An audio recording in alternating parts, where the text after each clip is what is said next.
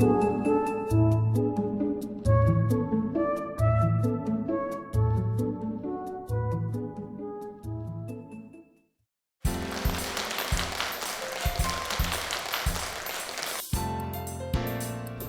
군산에 가끔 옵니다.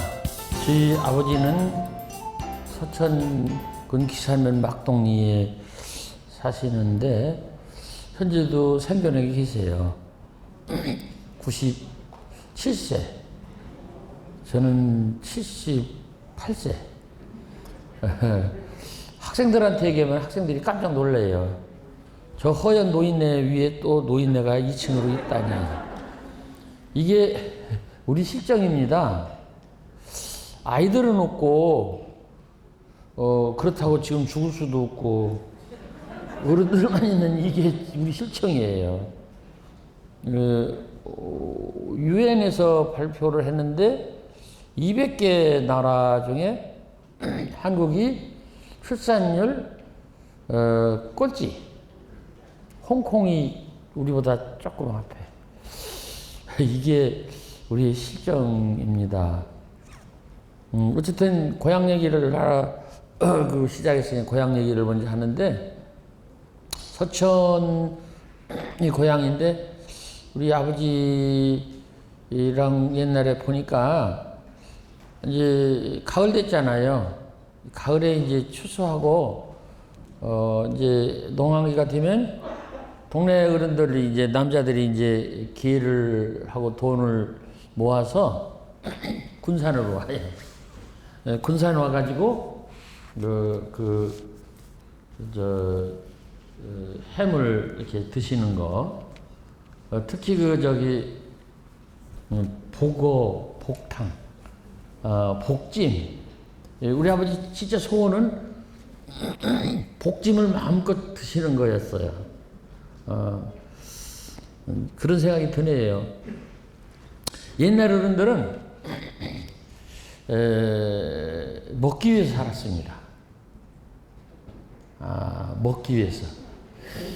그리고 옛날 어른들은 춥지 않기 위해서 살았어요. 덥지 않기 위해서, 춥지 않기 위해서. 오늘도 뭐 마찬가지죠. 먹기 위해서, 춥지 않기 위해서, 덥지 않기 위해서 사는데, 그래도 우리는 지금 많이 좋아졌습니다. 옛날 그 젊었을 때 또 어렸을 때 한번 기억을 한번 해보실까요? 아침에 이제 인사를 할 때 그 어린 아이들이 인사할 때 어른 만나면 진지잡수였어요. 그랬어요. 그게 무슨 소리일까요? 밥을 못 먹었다는 거죠. 그러니까 밥이나 먹었냐? 어른들 보고 밥이나 드셨습니까? 그런 얘기인데 지금은 그런 시대로부터 훨씬 많이 벗어났습니다. 저는 우리 아버지 말씀을 해서 우리 아버지한테 죄송스러운데 나는 우리 아버지하고는 진짜 다른 삶을 살고 싶었는데 결국은 보니까 비슷하게 돼버렸는데 그분은 어쨌든 그 생일날을 엄청 좋아하셨어요. 생일날. 그것도 여름철 생일날이기 때문에 육남매인데 육남매 다 오라고 그래가지고 그게 잘 데가 없는 거예요. 그러니까 그 원두막에서도 자고 밖에 헛간에서도 자고 모기 튀기면서 그리고 제가 이제 55세 때 교장이 됐는데 교장이 됐을 때도 하얀 모시옷을 입고 동네를 다 집집마다 다니면서 우리 아버지 생신이니까 와서 드세요. 요즘은요 밥 먹으라고 그러면 좋아 안 합니다. 그 어렵게 왜 그 집까지 가서 밥 먹어? 우리 집에도 있는데. 근데 이제 우리 아버지가 시켜가지고 좀 모시지요. 그러면 굉장히 부담스럽게 생각해요. 그냥 갈 수가 없고 뭐 조금이라도 가져가야 되고 그냥 퉁치고 넘어갔으면 좋겠는데 꼭 생신이라고 또 일러주고 그러니까 그냥 근데 우리 아버지가 그걸 시키시는 거예요. 그래서 저는 55세 때 교장 할 때도 제가 동네를 다니면서 나보다도 어린 애들한테도 다니면서 우리 아버지 생신이니까 와서 식사 좀 하세요. 이렇게 했댔어요. 왜 그랬겠어요? 우리 아버지는요, 먹기 위해서 살던 분이에요. 생일날 잘 먹기 위해서 뭐 다섯 여섯 쪼개서 조금씩 조금씩 드시고 그랬던 분이에요. 욕하는 것이 아닙니다. 우리는 그런 시대를 살아왔어요. 제가 그 젊은 시절에 몸이 아파가지고 여기 시그레이브 개정병원에서 신세를 졌거든요. 그리고 우리 집사람도 여기 개정병원에서 수술을 2번째 했어요. 장항 구세병원에서 수술을 하고 그게 안 돼가지고 그 개정병원에서 또 보름 만에 또 열어서 수술해갖고 그 수술 자국이 이 손가락만하게 돼버렸는데 그 개정병원으로 그 우리 집사람 만나기 전에 제가 시주문에 당선이 되고 그때 이제 몸이 이제 시원치 않아서 아버지를 따라서 아버지가 데리고서 이제 개정병원으로 가는데 이 장항이 그 연육교 그러니까 연결되는 그 댐이 옥서댐이 생기기 전입니다. 그때는 그 부두에서 내려서 도선장에서 배 타고 이렇게 건너오고 또 배 타고 건너가는데 그때 버스를 타고 내렸는데 제가 제일 꽁지 내렸고 저희 같이 2번째 내렸어요. 근데 내려서 보니까 바람이 이렇게 술렁술렁 부는 도선장인데 앞에 어떤 사람이 흘리고 갔는지 5,000원짜리 돈 한 장이 흘려 있더라고요. 그러니까 우리 아버지가 얼른 보시더니 이게 발로 탁 밟으세요. 그러면서 나를 쳐다보시는 거예요. 나를. 난 선생이잖아요. 그러니까 주우면 그 파출소에 갖다 줘야 된다고 할 것 같으니까 나를 쳐다봐. 내가 모른 척 했어요. 그랬더니 이렇게 집어넣으시더라고요. 다른 사람이 그랬을 것 같으면 제가 그러지 말라고 그랬을 텐데 아버지가 그러니까 어쩔 수가 없지요. 그런 아버지.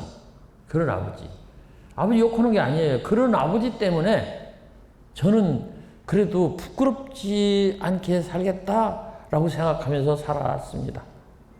19부터 선생을 했는데 그래도 학교 선생을 했기 때문에 먹을 것은 해결이 됐고 아주 너무너무 가난하게 힘들게 살았지만은 그래도 빚 안 지고 그냥 살았고 그리고 나 학교 안 가려고 그랬는데 사범학교를 안 가고 상업학교 가갖고 은행원 되려고 그랬는데 아버지가 당신이 선생 못해갖고 꼭 너는 좀 해야겠다 그래갖고 그냥 목에 뭐 줄이 매달린 뭐 강아지처럼 끌려가갖고 시험 봐가지고 됐어요. 서천중학교를 나면 군산사범학교하고 공주사범학교가 있는데 우리 친구들은 군산사범학교 많이 돌았어요. 여기 사범학교가 있었거든요. 교육대학교 전에. 근데 나는 어쩐지 이제 공주라는 이름을 듣고 공주로 가서 지금 현재 공주 사는 사람이 되었습니다. 그래서 이 군산 하면 굉장히 가깝고 뭔가 그 아련한 그런 느낌이 가슴에 있는 그런 고장입니다. 제가 군산 여러 번 왔지요. 근데 이제 제가 뭐 전국을 뭐 내가 그냥 투어를 무슨 계획을 세워서 하는 게 아니라 그냥 부르면 그냥 아무 데나 제가 알아서 그냥 가는 그런 걸로 해서 여러 군데를 많이 다녔는데 군산도 여러 차례 온 곳 중에 한 군데입니다. 근데 제가 다녀보니까 이 여기 군산 분들만 계시다고 해서 그런 게 아니고 상당히 그 문화적인 그 관심이 높은 곳이에요. 그리고 어떤 문화적인 태도나 이런 것들도 훌륭하시고 그런 고장이라고 생각합니다. 근데 이제 걱정스러운 거는 여기 군산대학도 있는데 애기들이 없어가지고 이런 학교가 좀 힘들어하는 것을 보면서 안타까운 생각이 듭니다. 애들이 없으면 어떻게 될까요?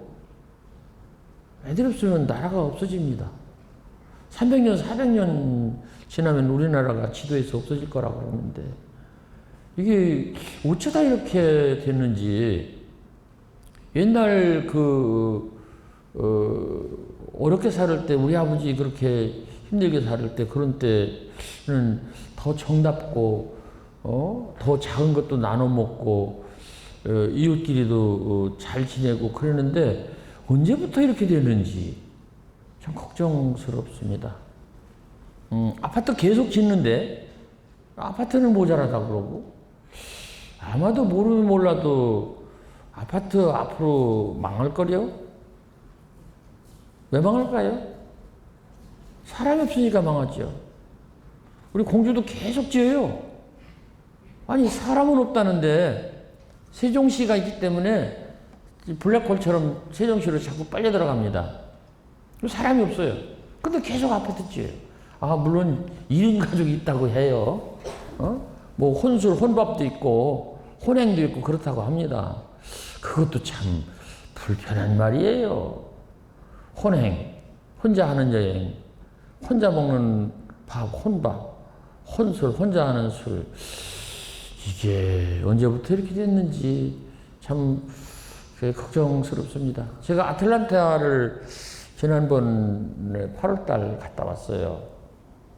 거기 교포 문인들이 한번 꼭 와야 되겠다고 그래서 제가 이제 몸도 시원찮고, 아이고, 그렇게 가는 건 좀, 어렵겠다. 그래서 안 가려고 그랬는데 갔다 왔습니다. 이제 7박 8일 짧게 갔다 왔는데, 아틀란타가 이제 미국, 나는 LA만 7번을 갔었어요.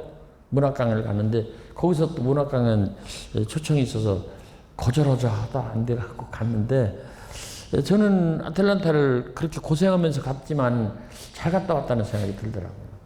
LA 이쪽만 봤는데 저쪽 동부 쪽, 동남부 쪽, 옛날 남북전쟁 할 때 리 장군이 주던 했던 그 도시라고 그래요. 바람과 함께 사라지다의 작가도 거기 살아있고, 마틴 루터 킹 목사도 그 동네 사람이고, 카터 대통령도 그 동네 사람이고, 그런 걸 좀 보고 왔는데, 미국 가봤더니요, 3사람, 4사람 아기들을 데리고 다니는 엄마들이 많아요. 그래서 저는 그런 생각을 했어요. 미국이 빨리 안 망하겠다. 미국이 빨리 안 망하겠다. 그리고 이 LA 가면요, 그 흑인들이요, 굉장히 까칠합니다. 그리고 저녁 때 호텔 밖으로 몇 발짝을 못 나가요. 나가더라도 이제 동행해서 같이 나가야 되는데 무섭잖아요. 근데 여기는 상당히 느슨하고 평화롭고, 그리고 흑인들인데 아주 젠틀해요. 점잖하고 눈길이 부드럽고, 그런 걸 제가 보고 와서 고생했지만은 잘 갔다 왔다, 그런 생각을 했습니다. 어쨌든 우리가 지금 엄청 잘 사는 나라 사람들이 되었습니다. 세계 7위라고 하죠. 근데 행복지수는 작년에는 40몇 위라고 했는데 올해는 50몇 위예요. 더 내려갔어요. 행복지수가. 이게 이유가 어디 있을까요? 저는 배탈이 나가지고요. 아주 시원찮은 사람입니다. 그래서 며칠째 죽 먹고 살지요. 여기 올 때도 우리 김진조 원장님이 태주셔서 여기까지 와갖고 저 대기실에서 죽 반의 반을 먹었습니다. 그래서 지금 약간 목소리가 힘이 없지만 그래도 그냥 죽지는 않을 것 같아요. 죽 먹었다고 죽으면 안 되잖아요. 어쨌든 보면요, 우리가 이 먹는 거, 입는 거, 사는 거, 이거 중요하죠. 중요하지만 이것 때문에 우리가 사는 건 아니지 않나. 우리 아버지 때는 그랬어요. 우리 아버지 때는 그랬다고요. 제가 아까 학교 선생 공주사범학교 들어갔다고 했지 않습니까? 1959년인가 60년도 1월 달인데 엄청 추웠어요. 3차까지 시험을 봤습니다. 필기고사 봤죠. 그 다음에 실기고사 봤죠. 그 다음에 교장 앞에서 이제 마지막 면접을 봤어요. 그래서 거기서도 떨어졌습니다. 마지막 면접에서도.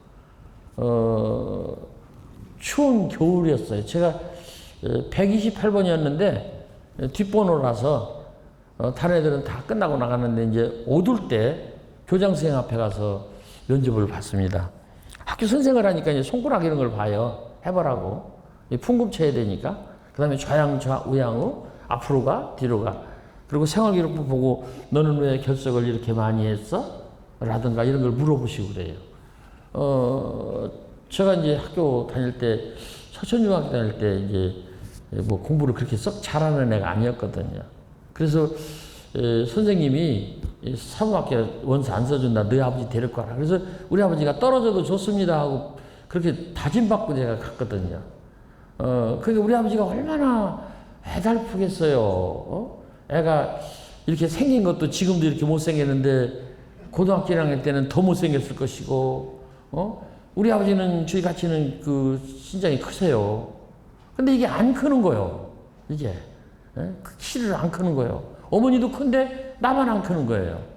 근데 이걸 기대를 걸고 공부는 좀 해서 선생을 시켜야 되겠는데, 다른 아이들 아버지는 골덴텍스 제일모직 옷을 입고 오셨어요.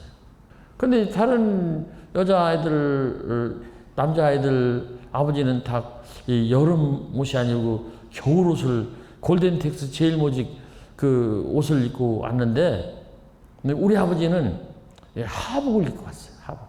그것도 당신 옷이 아니고 우리 막내 작은 아버지가 입던 거 체형이 비슷해가지고 그 하복이니까 이런 옷처럼 바람이 쑥쑥 지나가는 옷이에요.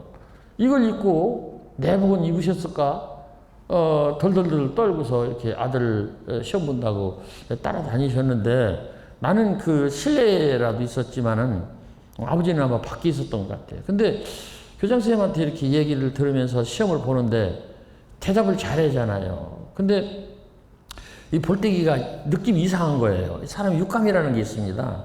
뭔가 이상해서 만질 수는 없고 내가 이렇게 얼른 이렇게 봤어요. 교장선생님 눈치 안 채게 얼른 이렇게 곁눈이서 봤더니 유리창, 왼쪽에 유리창이 있었는데 유리창 거기에 사람 얼굴이 다닥다닥 있더라고요. 근데 우리 아버지가 거기 가운데 있더라고요. 내가 깜짝 놀랐어요.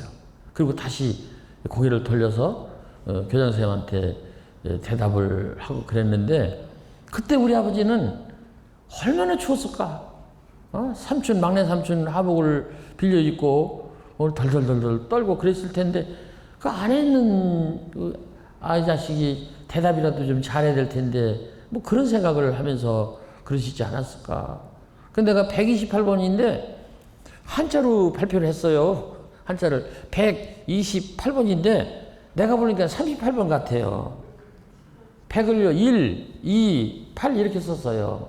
100백자를 쓴 게 아니고 1, 2, 8 그러니까 내가 보기에는 38번 같아요. 근데 우리 아버지가 딱 보더니 너 됐다 그러더라고요. 그러면서 되게 좋아하셨습니다. 뭐 그런 시절도 있었어요. 그런 시절도 있었습니다. 근데 지금은 정말로 살기가 괜찮다고 봐야죠. 저도 괜찮다고 봐야죠. 조금 전에 죽 반에 반 그릇을 먹었지만 괜찮다고 봐야죠. 그것도 공주 제일 유명한 본죽에서 사서 그걸 제가 끓여 갖고 왔으니까 메이커 있는 죽을 제가 먹었다고요. 이래봬도. 근데 우리 마음속이 지옥이에요. 저도 지옥입니다. 저도 마음속이 지옥이에요. 그럼 어떡할까요? 이걸 어떻게 했으면 좋겠습니까? 그러니까 행복 지수가 떨어지는 거예요.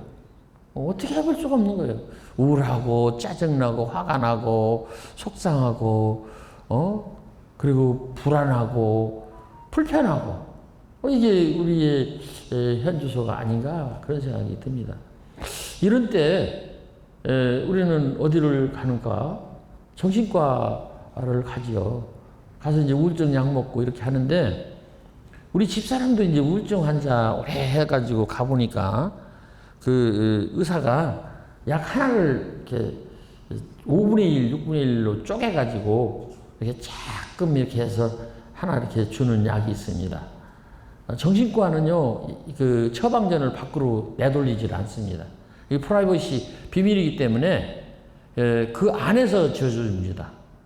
다른 그 병원은 다 처방전을 밖으로 내주는데 정신과만은 그 안에서 처방전을 내고 거기서 간호사가 이 면도칼로 약 하나를 이렇게 5분의 1로 내서 이렇게 각 봉지 하나에다 넣어주는 약이 있어요. 그게 제가 물어보니까 세로토닌이라고 그러더라고요. 마음을 안정시키는 약이에요. 우리 마음이 줄에 앉은 새예요. 안정이 안 되는 거예요. 불안한 거예요. 화가 나는 거예요. 그거 왜 그럴까요? 저는 생각해 볼 때 다른 건 모르겠거니와 저는 그냥 글 쓰는 사람 입장에서 너와 나의 관계가 잘 안 돼서 그런 것 같아요. 부부간이면 남편과 여편의 관계, 부모 자식과의 관계, 이웃과의 관계, 직장에서 동료와의 관계, 이게 잘 안 돼서 그런 게 아닌가 그런 생각이 들고요. 또 하나는요, 자기 욕심이 너무 많은 거예요. 자기 욕심이 너무 많은 거예요. 그냥 있으면 되는데 더 갖고 싶은 거예요. 그래서 자꾸 비교하는 거예요. 남은 이런데 우리는 이렇다. 그래서 원만큼 사는데도 우리 집은 가난하고 우리는 형편없다. 이렇게 생각하는 거예요. 요즘 여자분들 보면요, 다 이뻐요. 마스크 쓴 뒤로는 더 이뻐요.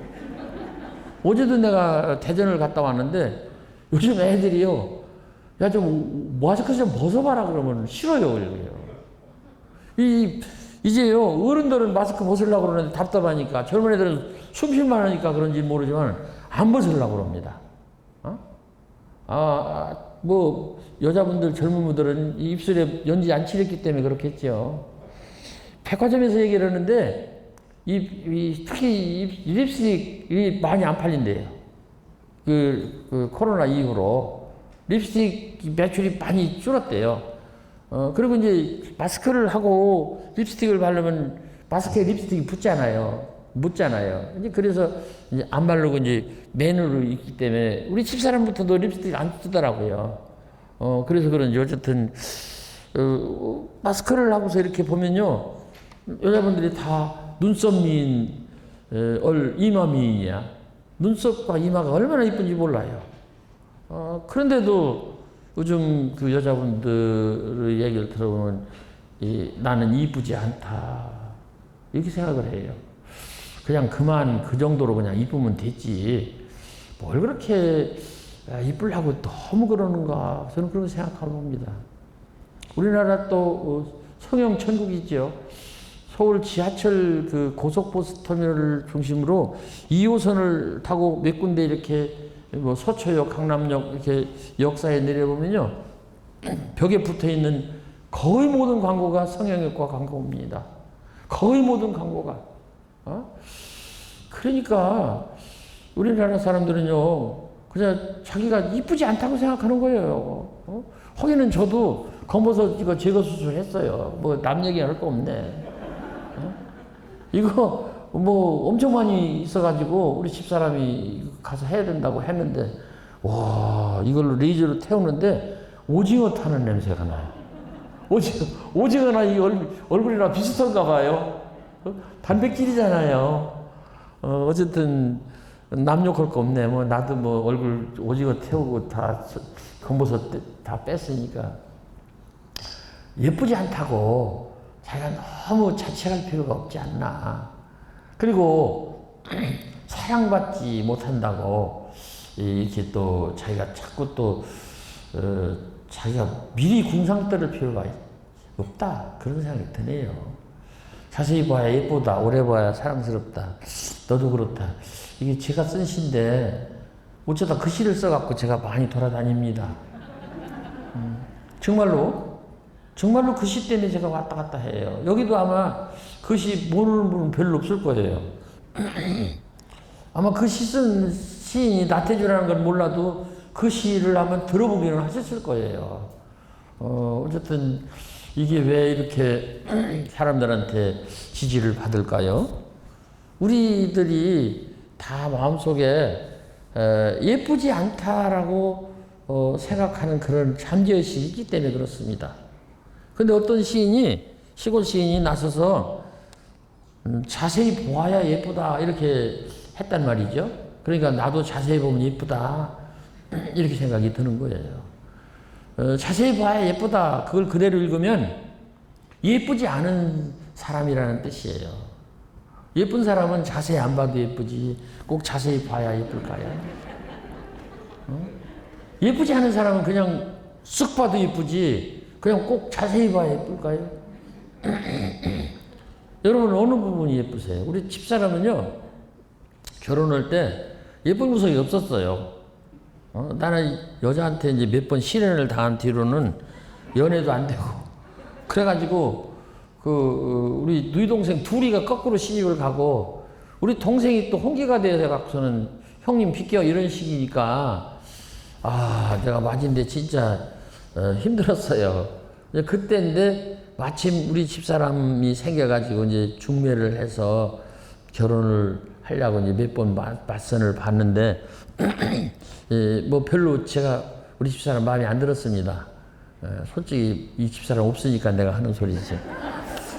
그래서 내가 거절을 하고 두 번째 내가 거절을 못 하겠고 당신이 좀 네 편에서 그 편에서 좀 거절 좀 해주세요. 그래서 내가 이야기를 했어요. 그래서 한산이라는 데서 서천 한산이라는 데서 다방에서 찻집에서 차 한잔 마시고 그리고서 이제 갈 데가 없더라고요. 그래서 그 소나무 밑에 있는 그 동산 조금 거기로 올라와서 너럭바위 거기 앉아갖고 여기 좀 앉읍시다. 그래갖고 내가 할 얘기가 있어요. 그래서 얘기를 했어요. 나요 초등학교 선생이요. 아주 가난하거든요. 그리고요 몸이 약해요. 그래서 많이 힘들 거예요. 세 번째는 나도 이렇게 글 쓰고 그런 사람인데 보기와 달리 성질이 까칠하고 아주 그래요. 그러니까 어떻게 생각하세요? 이렇게 내가 물었거든요. 그랬더니 이 사람이 말이죠. 왜 그렇게 대답했는지 몰라. 뭐 우리 집도 가난하고 뭐 선생님은 그냥 그 정도는 됐고 뭐 그 정도 또 성질이 까칠하지 않은 그런 것 정도 그 흠없는 사람이 어디냐 이렇게 대답을 하는 거예요. 그래서 나는 그 정도로 깨고서 좀 내려가고 싶었는데 여자가 깨질 않은 거예요. 그래서 내려갑시다. 거기서 갔는데 먼저 내려갔어요. 그래서 여자를 먼저 내려가라고. 그래서 뒤따라가다 보니까 처음 선을 봤을 때는 자기 언니 그 한복을 빌려 입고 왔는데 굉장히 그 옷이 어색하더라고요. 역시 남의 옷은 달라요. 아주 촌스럽게 한복을 빌려 입고 왔는데 분홍색 한복에다가 아주 촌스러워서 진짜 촌스럽다 그랬는데 두 번째 우리끼리 만났을 때는 깔깔이 시스루 이렇게 보이는 맨살이 보이는 까만 망사로 된 옷을 입고 왔어요. 우리 집사람은 살결이 부드럽고 하얗네요. 근데 이제 까만 그 시스루 망사 옷으로 팔이 이렇게 비쳤는데 뽀얀하니 이쁘더라고요. 처음에는 안 이뻤는데 그게 이뻐 보이는 거예요. 그러고서 이제 이야기를 하다가 이제 깨줬으면 좋겠다. 그쪽에서 좀 싫다고 좀 해라. 하고서 실컷 내가 고백 삼아서 얘기를 하고 그럼 내려갑시다. 하고서 내려오는데 보니까 여름이었는데 머리를 이렇게 처음에는 이렇게 내렸는데 더우니까 이렇게 올려갖고 묶었어요. 이렇게 뒤로 이렇게 묶었는데 귀가 나왔더라고요. 귀가. 근데 귀가 하얀하고 예쁘더라고요. 그래서 제가 뒤를 따라가면서 야 귀가 예쁜 여자구나. 우리 집사람 이쁜 데가 없어요. 그래서 제가 저 귀나 쳐다보면서 살아야 되겠다. 그래서 제가 시를 나중에 썼어요. 귀가 예쁜 여자. 처음 맞선 본 여자는 별로였다. 예쁜 데가 하나도 없었다. 이야기하다가 내려가는 길에 보니 뒤로 보이는 귀가 조그맣고 예뻤다. 귀가 예쁜 여자구나. 귀를 바라보면서 살아보면 어떨까? 그렇게 살아서 나는 이렇게 늙은이가 되었다. 이렇게 썼어요. 시집을 우리 집사람이 보고서 막 화를 내더라고요. 아니 이쁜 데가 없으면 말지 귀가 예뻤다고 그렇게 얘기를 하느냐. 근데 또 어떤 사람은 또 그걸 보고 참 부럽다. 귀가 예쁘다겠다고 그렇게 얘기를 하는 소리를 들었습니다. 어쨌든 우리는 스스로 자기가 이쁘다고 생각을 잘 안 합니다. 그쵸? 잘 안 해요. 그렇기 때문에 자기가 이제 더 예쁜 사람이 되고 싶어 하는 그런 마음이 있어요. 누가 말려 어쩔 수 없지요. 근데 어떤 시인이 자세히 보아야 예쁘다. 그러니까 나도 자세히 보면 예쁠 것이다. 이런 희망을 갖는 것 같아요. 두 번째 줄도 비슷해요. 오래 보아야 사랑스럽다. 우리는요, 사랑을 받으면서도 끝없이 자기가 사랑을 못 받았다고 생각을 해요. 그래서 여기서 필요한 것이 저는 만족이라고 생각합니다. 만족한다. 그만하면 됐다. 아주 더 이상 노력하지 말라는 게 아니고 괜찮다. 내가 잘하고 있다. 어제도 제가 고등학교 아이들한테 그런 얘기를 했어요. 괜찮다. 제가 요번에 낸 책 중에 너무 잘하려고 애쓰지 마라 라고 하는 책을 냈어요. 근데 이게 많이 팔렸거든요. 그래갖고 지난주까지 이게 지금 시집으로 1위 갔었는데 이게 갑자기 또 다른 책이 나와갖고 이제 또 몇 등으로 더 떨어졌는데 뭐 어쩔 수가 없죠. 이 제목 때문에 이 책이 팔릴 겁니다. 너무 잘하려고 애쓰지 마라. 우리나라 사람들은 잘하고 있어요. 너무 잘하고 있어요. 정말로 잘하고 있어요. 칭찬해 줄만 합니다. 다른 거 말할 것도 없지요. 마스크 쓰는 거 정말로 잘하고 있습니다. 애틀랜타에 갔더니요, 한국 사람만 마스크 쓰고 다녀요. 아마 이건 유럽도 마찬가지일 거예요. 근데 우리 잘하고 있는데 더 잘하라고 자꾸 하니까 힘이 붙이는 거예요. 잘 살고 있어요. 근데 뭐 더 잘 살고 싶은 거예요. 이뻐요. 그 더 이뻐지고 싶은 거예요. 사랑받고 있어요. 사랑하고 있어요. 근데 더 사랑받고 싶은 그런 마음 때문에 우리가 허덕증 나고 불안하고 화가 나고 속상하고 이러지 않나. 그것이 결국은 행복지수 불행감으로 연결이 되는 것이 아닌가 그런 생각이 듭니다. 그래서 아까 세로토닌 얘기를 해봤는데 이 시가 저는 세로토닌이 되었으면 하는 생각이 듭니다. 저한테도 세로토닌이 되기를 바라고 여러분들한테도 세로토닌이 돼서 마음을 평화롭게 하고 남을 용서하게 하고 남한테 이렇게 좀 부드럽게 하는 그런 마음이 우리가 서로 생겼으면 좋겠다고 생각합니다. 저는 정치 잘 몰라요. 경제도 잘 몰라요. 문화도 뭐 잘 모릅니다. 저는 신문도 안 봅니다. 뉴스도 안 봐요. 왜냐하면 머리가 아파서 안 봐요. 너무너무 난 복잡해가지고 일정도 내가 오늘 어디 오는 줄 모르고 왔어요. 그 군산이라는 것만 알았지. 원장님이 데리고 오지 않았으면 나 여기 못 왔습니다. 그렇게 그냥 넋 먹고 사는데, 지금 살만해요. 여기 넋 먹고 살아도 살만합니다. 그런데 사람들이 너무너무 까칠한 거요. 너무너무 정보가 많고, 너무너무 뉴스가 날카롭고, 너무너무 힘들고 말이죠. 그래도, 지난번 그 포항 쪽에 말이죠. 그 추석 전후에서 아침 일찍 제사 지내고 그쪽에 가서 막 그 봉사활동 한다는 사람들 얘기 들어보니까, 우리나라도 아직 망하지는 않겠구나. 뭐 그런 생각이 들었습니다. 그런 사람들로 해서 우리나라가 망하지 않는 것이 아닌가. 그런 생각을 하면서 우리가 여기서 좀 만족을 했으면 하는 생각이 듭니다.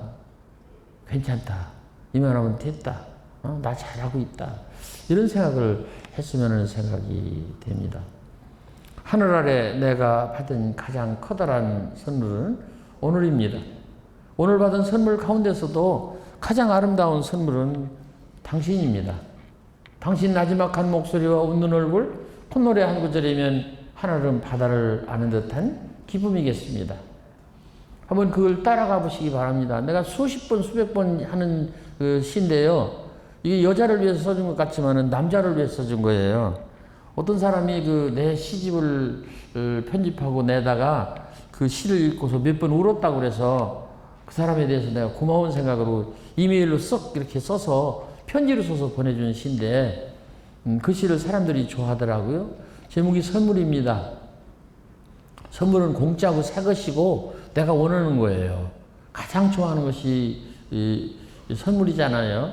공짜입니다. 이 돈 받으면 선물 아니에요. 파는 거지.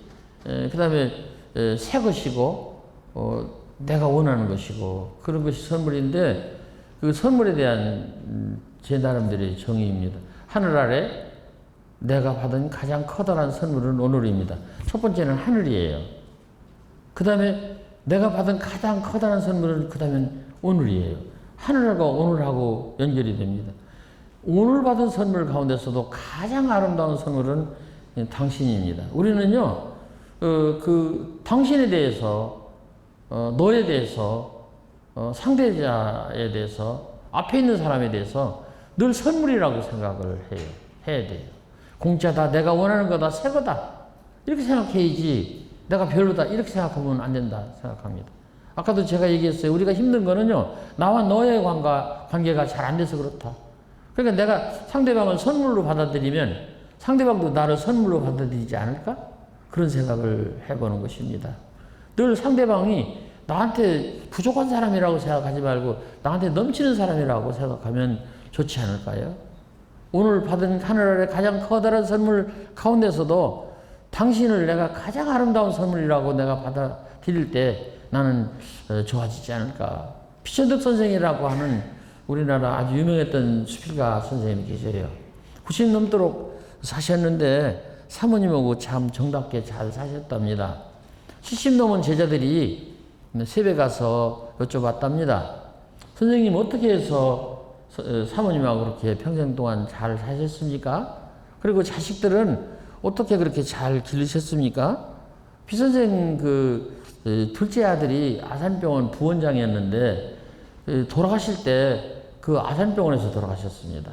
아들이 부원장 하는 그 병원에서 죽었어요.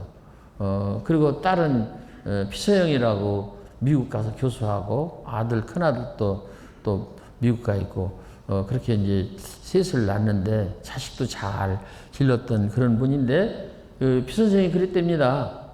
그거는 아주 단순하다. 내가 우리 집사람보다 내가 별로였고 우리 집사람이 나한테 과분하기 때문에 그렇다. 내가 우리 집사람보다도 못하고 우리 집사람이 나보다 과분하기 때문에 내가 잘 살았다. 이거요 생각 차이입니다. 정말로 한 끝발 차이예요. 집사람이 부족하다 이렇게 생각하면은요 이건 내가 여지없이 불행한 거거든요. 내가 이 얘기를요 결혼식 딸 결혼식 할 때 그 교원대학교 그 교수가 주례사를 하는 얘기를 들었어요. 그 사람이 피천득 선생 제자인데 자기 선생님 얘기를 그 신랑 신부한테 하더라고요. 그 얘기를 내가 듣고 정말로 놀랐습니다. 그 뒤부터 제가 그 귀만 예쁜 우리 집사람을 과분한 사람이라고 생각을 하기 시작했고 그 뒤부터 우리 집에 평화가 왔습니다.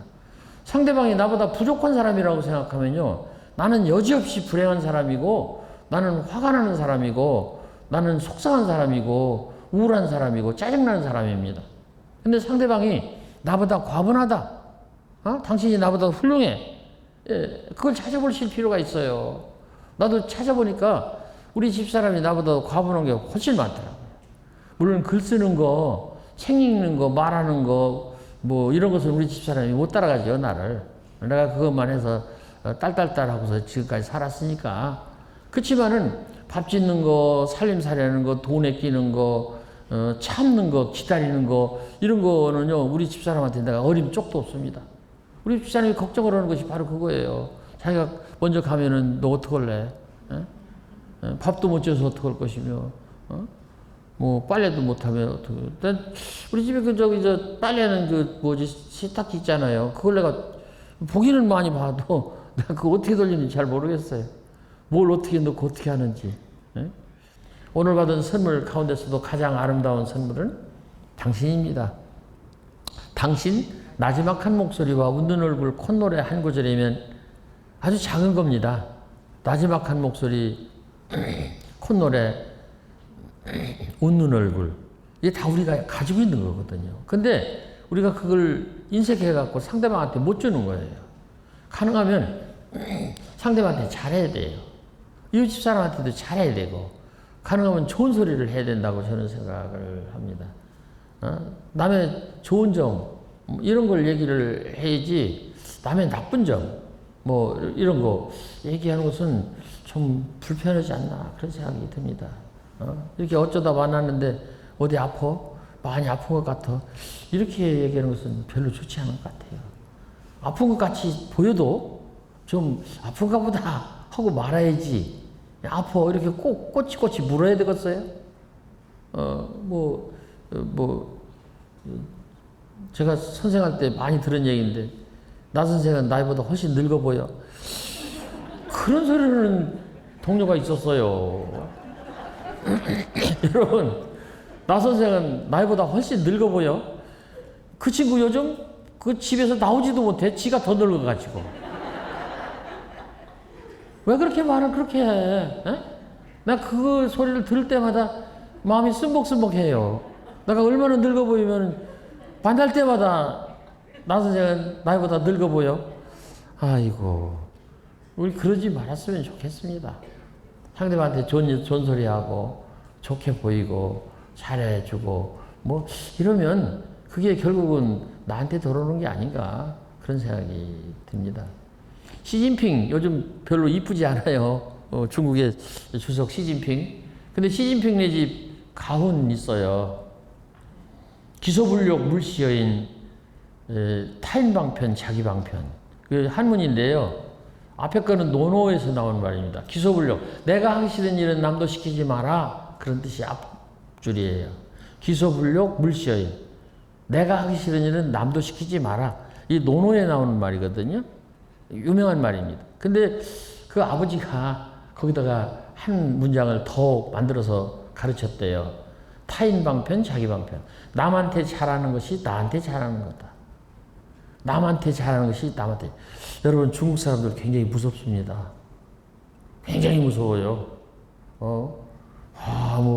그 사람들은요, 우리하고 얘기할 수가 없어요. 은큼하고 굉장히 무서워요. 우리 한국 사람들은 솔직하잖아요. 기소불력 물시여인. 내가 하기 싫은 일은 남한테도 시키지 마라. 그게 이제 논어에 나오는 말이거든요. 근데 거기다가 더 붙여서 타인 방편, 자기 방편. 타인 방편. 남한테 편리하게, 남한테 잘하는 것이 나한테 잘하는 거다. 이런 교육을 시키는 인간들이 중국이에요. 우리 이런 생각을 좀 할 필요가 있다고 생각합니다. 그러니까 나 선생 나이보다 훨씬 나이 먹어 보여, 이렇게 하면 안 된다는 얘기입니다. 암 걸린 그 시의원이 있었어요. 내가 아끼는 사람이긴 한데, 그 우리 공주에 사는 어떤 나하고 친한 어떤 분인데, 그 말을 할 줄을 몰라. 사람들이 많은 데서 막 쫓아가더라고요. 우르르 쫓아가더니 어쩌 암이라며 사기라며 그 소리를 하니까 이 사람이 도망가요. 평소에는 형수님이라고 하더니 저기로 쑥 도망가 버리더라고요. 사람이 많은 장소에서 가서 막 붙잡더니 말이죠. 어쩌 암이라며. 그게 걱정스러워서 하는 소리예요. 고소해서 하는 소리야. 사실은 조금은 고소해서 그럴 수도 있어요. 우리는 남이 잘못되면은 나한테 좋은 것 같잖아요. 그렇잖아요. 그래서 우리 남이 잘못되는 데서 우리가 잘해야 될 거라고 생각해요. 환자 다 죽어가는 그런 환자 앞에 가서는 너무 또 뻐기지 말아야 되고, 자랑하지 말아야 되고, 뭐 잘 먹었다고 먹은 것도 자랑하지 말고, 좀 이렇게 조금 이렇게 의기소침한척으로라도 꾸며서 이렇게 얘기해야지, 그냥 자기만 이렇게 승승장구하는 것처럼 하면 앓고 있는 사람이 너무 화가 나잖아요. 제가 15년 전에 진짜 죽을 뻔했어요. 대전에 이제 동갑내기 유명한 화가가 있었습니다. 나하고 참 친한 화가인데, 이 친구가 번번이 나를 위문을 올 때마다 말이죠. 술을 먹고 와요. 나는 의사가 죽는다고 그러는데. 그 소리를 자기도 들었으면서, 그리고 얼굴이 불칸이 아주 그냥 그리고 와이셔츠도 말이에요. 분홍색 와이셔츠 걸치고 오고 말이죠. 그리고 갖고 온다는 게 말이죠. 난초 화분을 갖고 와요.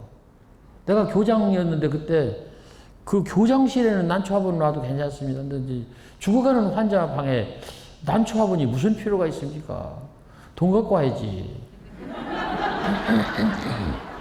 돈 갖고 와야지. 그래 우리 집사람 국밥 사 먹을 거 아니겠어요. 내가 그 사람 돈 어떻게 난초 화분 갖고 온 건 내가 알아요.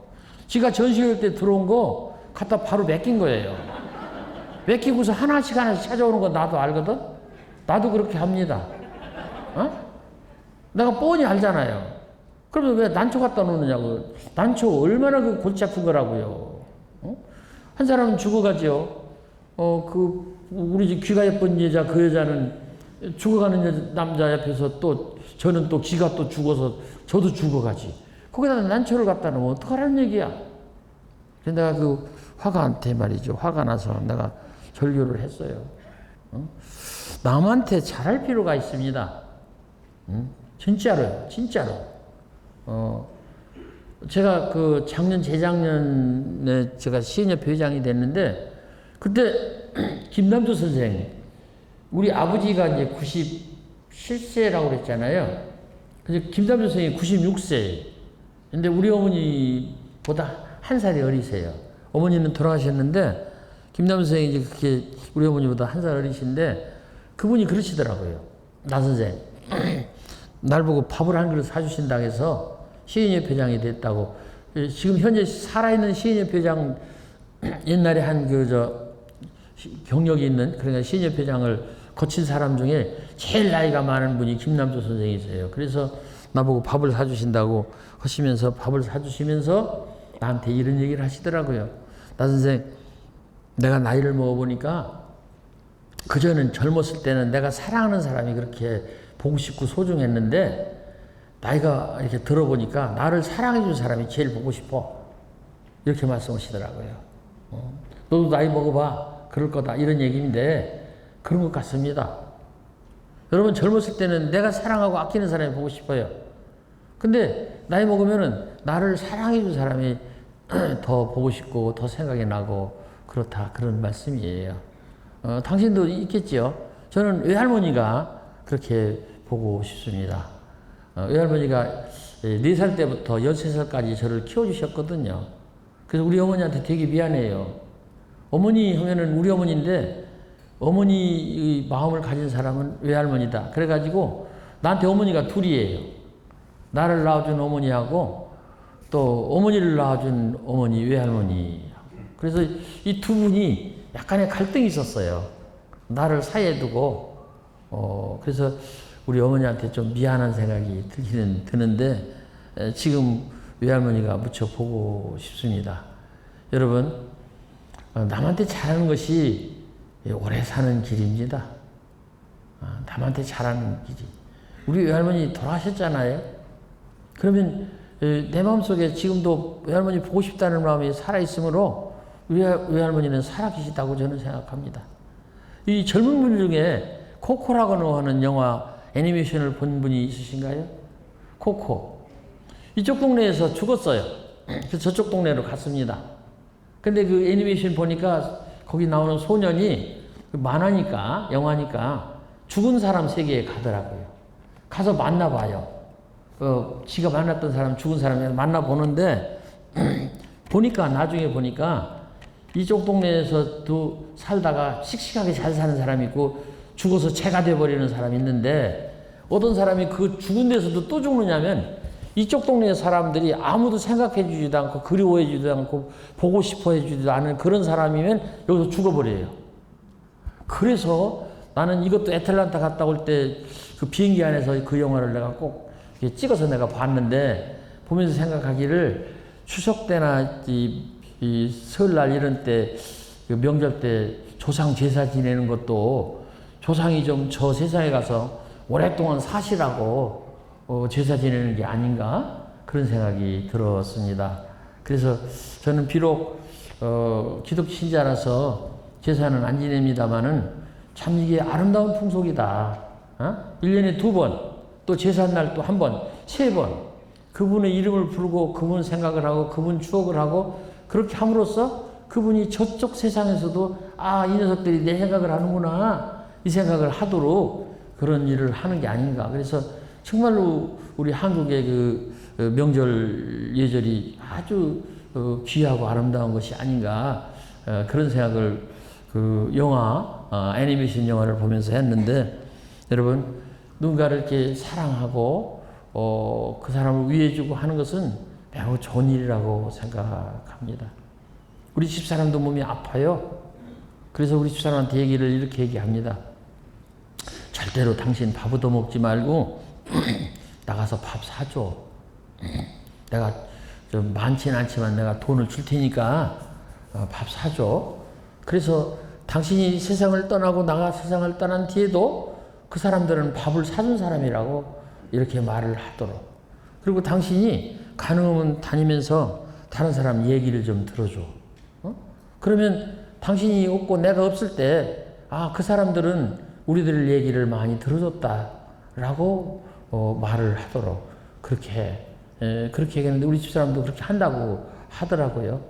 그래서 저는 진짜로 밥을 안 얻어먹으려고 저는 생각하고 실제로 안 얻어먹으려고 노력을 합니다.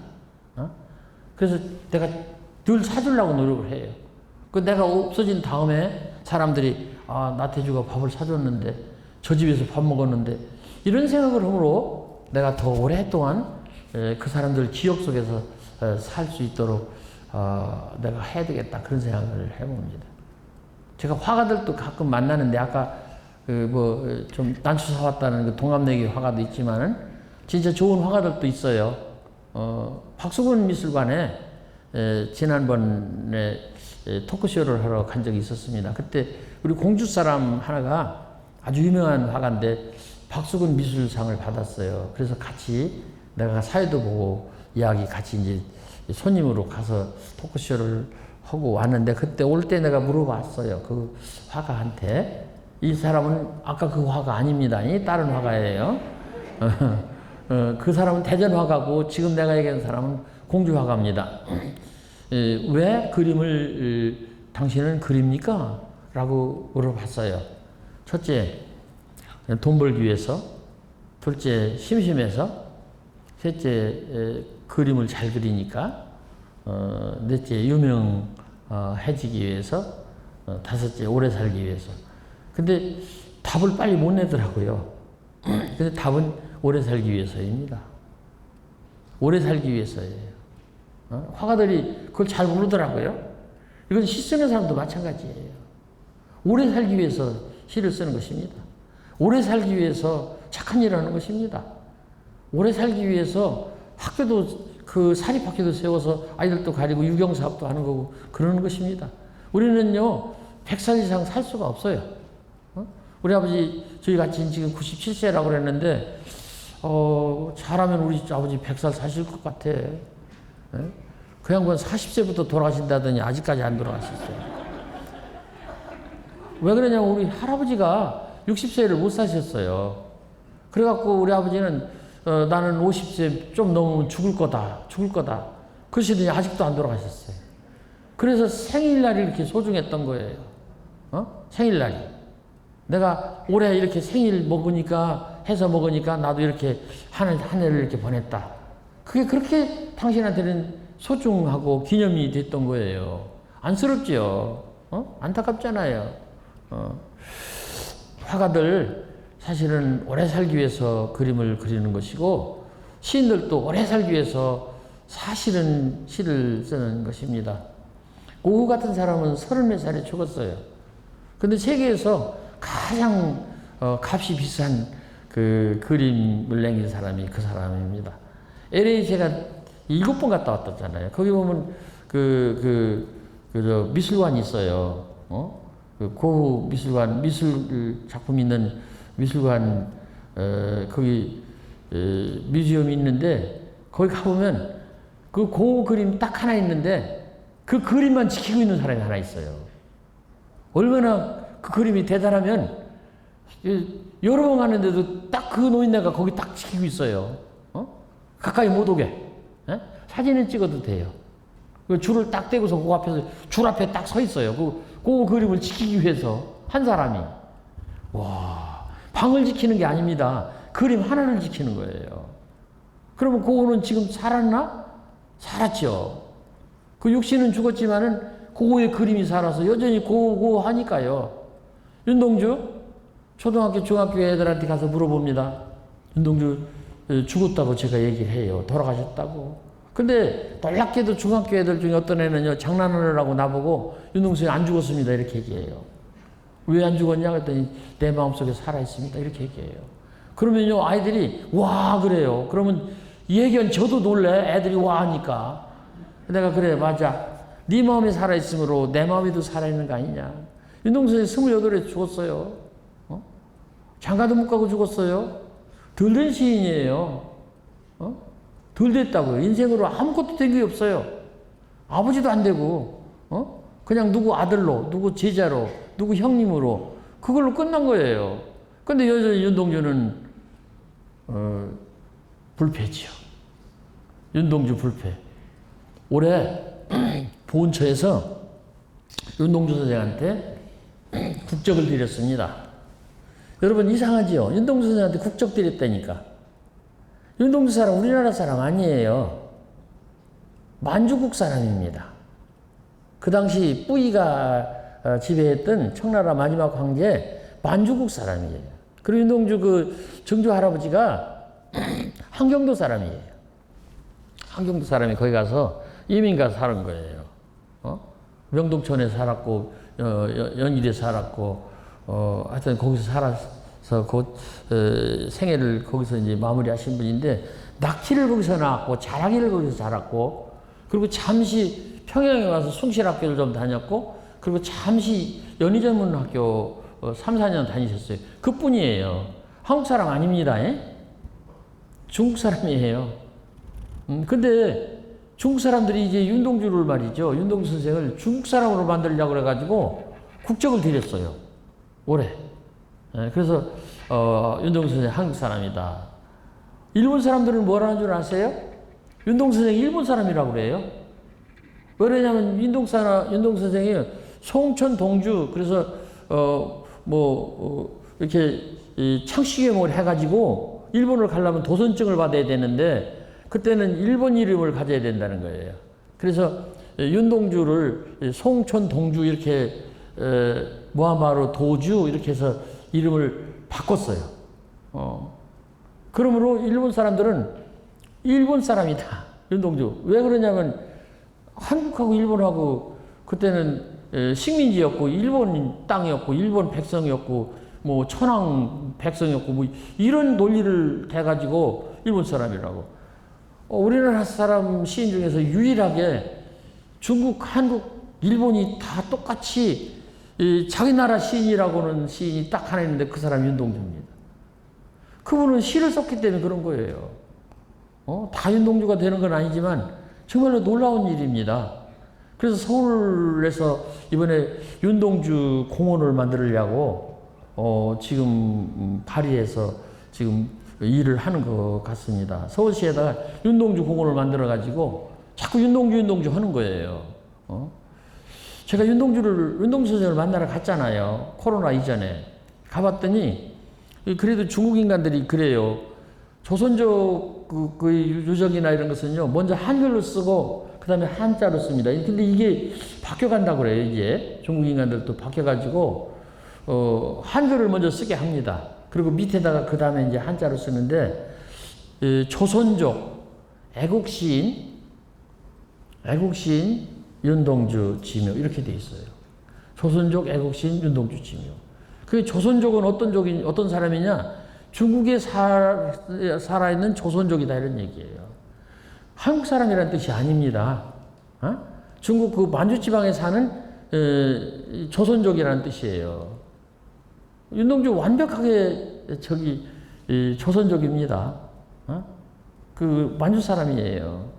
낳기를, 자라기를, 그리고 나중에 죽어서 묻히기를 거기서 묻혔잖아요. 근데 우리는 윤동주 선생이 우리나라 사람이라고 생각하는데, 그래서 이번에 보훈처에서 윤동주 선생한테 국적을 드렸어요. 어쨌든 오래 사는 방법 중에 하나가 남한테 잘하는 거다. 그것입니다. 그래서 우리 그렇게 생각하시고 남한테 잘하는 우리들이 됐으면 하는 생각이 듭니다. 그러면서 우리 자신이 갖고 있는 것에 대해서 만족하고 괜찮다 이렇게 생각하는 우리들이 됐으면 싶습니다. 여기 젊은 분들도 몇 분 계신데 젊은 분들이 지금 힘들어하는 것이 자존감이 떨어져서 힘들다고 그런 얘기를 합니다. 이 자존감이라는 것은 자기 자신을 높이는 자기 자신의 마음이에요. 자기가 자기를 평가하는 그런 마음이에요. 남들 눈에 비치는 내가 아니고 내 마음에 비친 내 모습, 그것 자체가 저는 자존감이라고 생각합니다. 부디 자존감을 잃지 마시고 자기 자신을 높여주시기 바랍니다. 괜찮다, 이만하면 됐다, 그렇게 생각하시고 더 좋은 자기가 되도록 노력했으면 좋겠습니다. 너무 잘하려고 애쓰지 마라. 너무 잘하려고 애쓰지 마라. 오늘의 일은 오늘의 일로 충분하다. 조금쯤 모자라거나 비뚤어진 구석이 있다면 내일 다시 하거나 내일 다시 고쳐서 하면 된다. 조그마한 성공도 성공이다. 그만큼에서 그치거나 만족하라는 말이 아니고 작은 성공을 슬퍼하거나 그것을 빌미삼아 스스로를 나무라거나 힘들게 하지 말자는 말이다. 나는 오늘도 많은 일들과 만났고 견딜 수 없는 일들까지 견뎠다.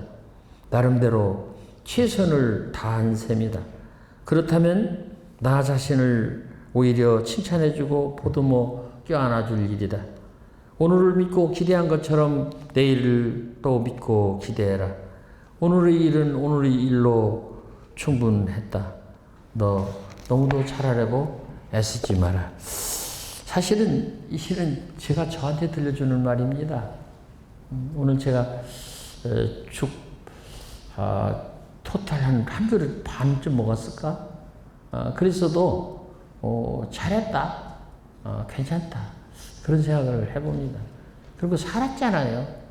이렇게 살았잖아요. 그리고 1시간 동안 내가 서 있잖아요.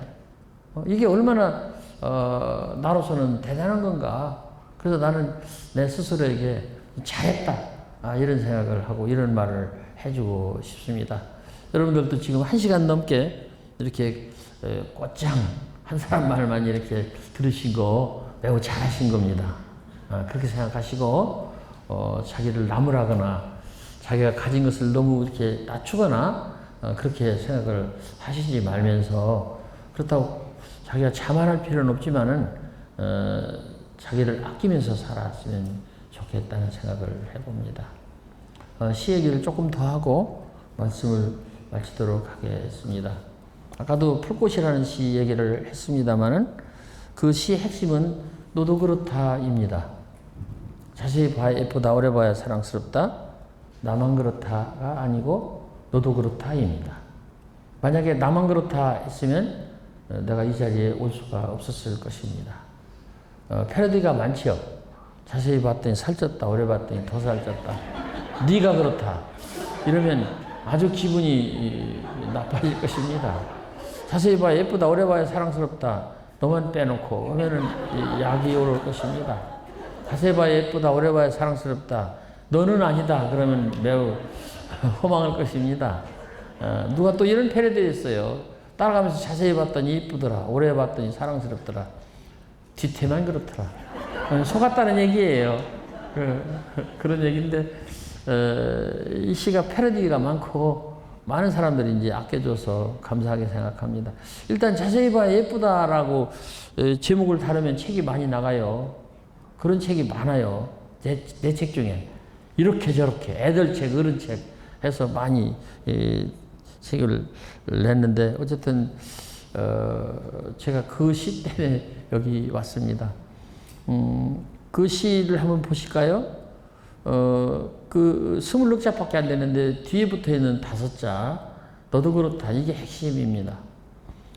그 얘기는 무슨 소리냐? 우리 인생의 핵심이 뒷부분에 있다는 뜻입니다. 우리 인생의 핵심이 뒷부분에 있다는 뜻이에요. 유소년기 전혀 자기 실력 아닙니다. 아버지 어머니 실력이죠.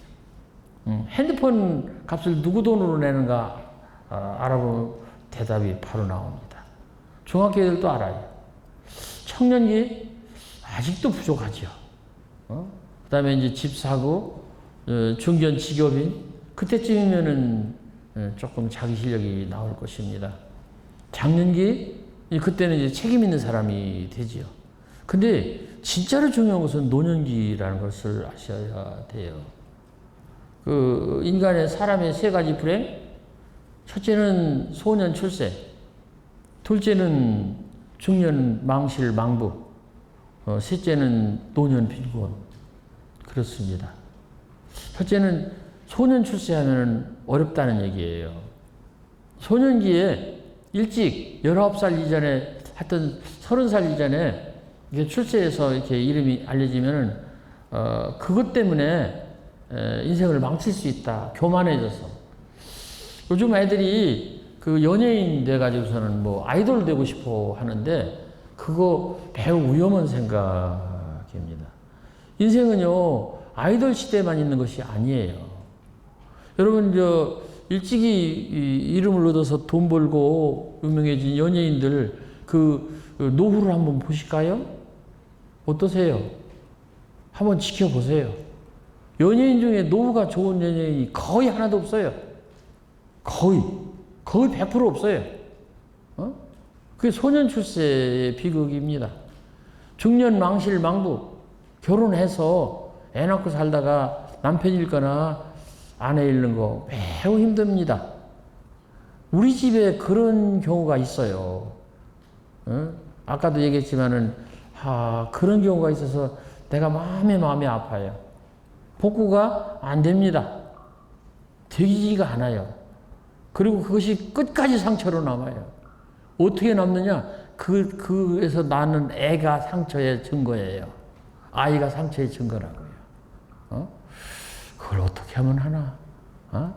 어떻게 해볼 수가 없어요. 내가 이런 말을 하지만은 중년 망실, 중년 망고. 그래서 결혼을 했다면요, 끝까지 그냥 붙잡고 잘 살아야 돼요. 바꾸고 싶지만 절대 바꾸지 말고, 바꿔봤자 그게 그거니까 그냥 끝까지 잘 버티면서 사시는 것이 좋겠다. 세 번째, 노년 빈곤. 이거는요, 우리 아버지가 걸린 거예요. 노년 빈곤. 그래서 내가 아버지한테 용돈을 드려야 됩니다. 젊었을 때 우리 아버지가 그 군산 부두로 올 때 저 창 부두에서 돈 5,000원 주워가지고 주머니 넣어가지고 내 병원비를 대주셨으므로 내가 여기서 강연을 하면은 돈 좀 주시겠지.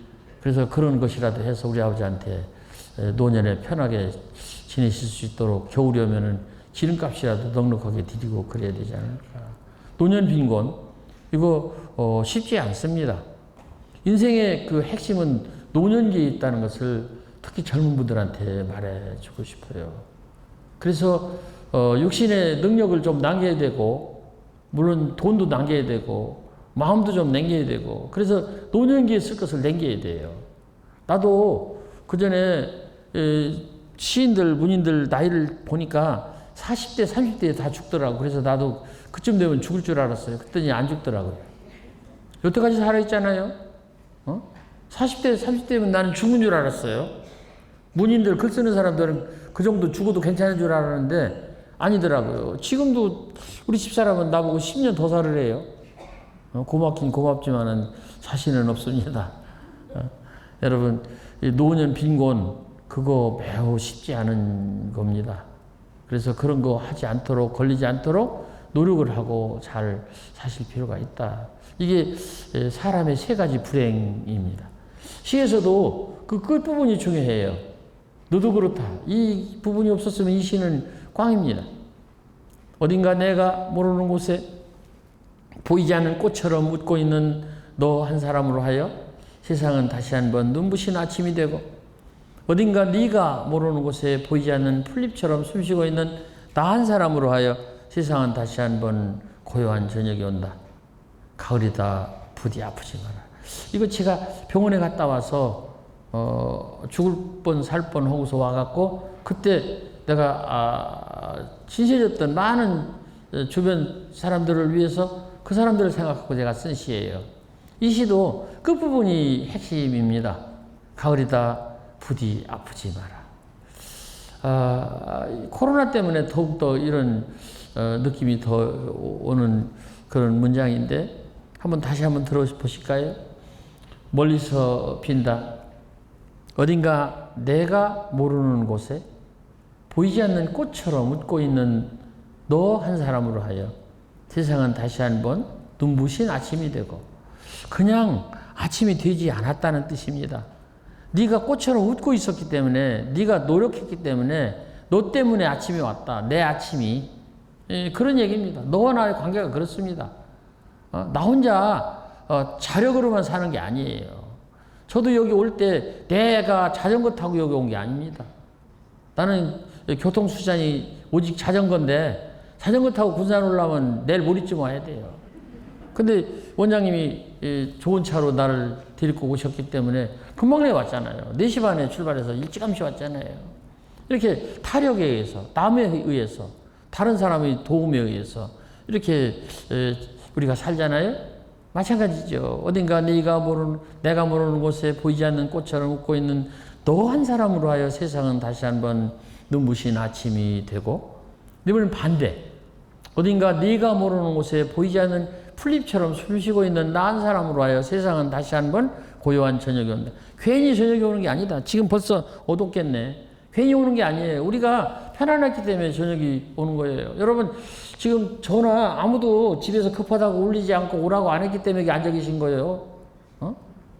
지금 무슨 일이, 집에서 큰 일이 났거나 무슨 급한 일이 있으면 여기 여러분 앉아 계실 리가 없죠. 여기 한 분 나가셨는데 그분은 화장실에 나가셨는지 어쩌는지 모르겠고, 다른 분들은 집에 아무것도 일이 없는 거예요. 이게 얼마나 다행스럽고 행복한 일입니까? 그래서 이 고요한 저녁이 온 거예요. 그래서 마지막 구절, 가을이다 부디 아프지 마라. 우리 서로 이런 그 가을 계절 좋죠. 수확의 계절이고 인컴의 계절이고 좋죠. 그렇지만은 가을은 이별의 계절이고 정리해야 되고 떠나야 되고 그런 계절 아닙니까? 그리고 겨울을 맞아야 될 그런 준비의 계절, 이런 계절에 부디 아프지 마라. 우리가 서로 이렇게 축원하고 멀리서 기도하고 응원하고 이렇게 하면서 살 필요가 있다, 이런 생각이 드는 것입니다. 부디 여러분, 가을입니다. 어쩔 수 없이 가을이에요. 힘들고 어렵고 우리가 지치고 그랬지만은, 태풍도 뭐 그냥 느닷없이 와가지고 우리를 혼내키고 그렇게 갔지만은 가을입니다. 부디 아프지 말고 편안하게 잘 하셨으면 좋겠습니다. 부디 여러분 건강하게 편안하게 잘 사세요. 네.